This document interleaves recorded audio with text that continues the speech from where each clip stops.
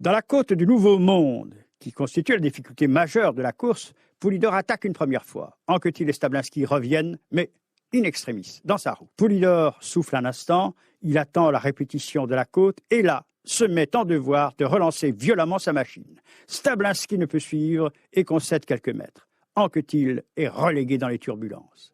Il en faut davantage tout de même pour éliminer ce grand professionnel qu'est Stablinski. Il revient dans la rue de Poulidor et se permet même le coup d'un assaut psychologique, dirons-nous, en relançant l'attaque. Mais Poulidor, solide comme un roc, résiste, attaque à son tour, une fois, deux fois, trois fois. Stablinski ne plie pas. Rusé, il profite même du travail généreux de Poulidor. Antonin Magne a vu la scène, il vient intimer l'ordre à son coureur de ne plus prendre un seul relais. Stablinski assume donc seul le commandement devant un Poulidor qui piaffe d'impatience d'en faire plus.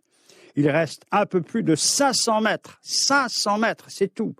Et le nordiste comprend, flaire le piège, suspend son effort. Mais Poulidor reste de marbre dans cette guerre des nerfs que Stablinski va perdre finalement. Le nordiste lance le sprint à 100 mètres de la ligne dans la côte. Poulidor le passe inexorablement. Il est champion de France. Anquetil est battu sur ses terres. De là naît sans doute l'histoire de la rivalité qui marquera leur existence. Recruté ensuite par l'équipe Gitane Hutchinson, il obtient 4 fois le titre de champion de France sur route.